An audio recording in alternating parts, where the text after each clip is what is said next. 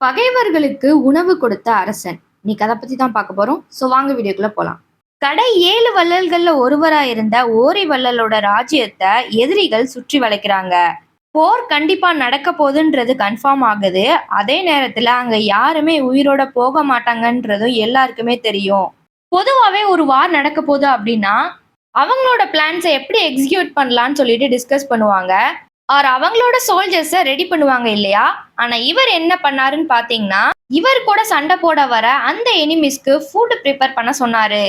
அந்த எனிமீஸ்லாம் அங்க வந்து திருப்தியா சாப்பிட்டதுக்கு அப்புறம் தான் அந்த வாரே ஸ்டார்ட் ஆகுமா.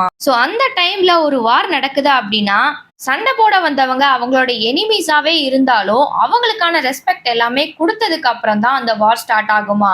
இது தமிழர்களோட மரபாவே இருந்திருக்குன்னு சொல்றாங்க. இந்த மாதிரி இன்ட்ரெஸ்டிங்கான விஷயங்களை ரொம்பவே ஷார்ட் டைம்ல தெரிஞ்சுக்கணும்னு நினைச்சீங்கன்னா டெய்லி ஃபேக்ட்ஸை மறக்காம சப்ஸ்கிரைப் அண்ட் ஃபாலோ பண்ணுங்க. தேங்க்யூ ஃபார் வாட்சிங்.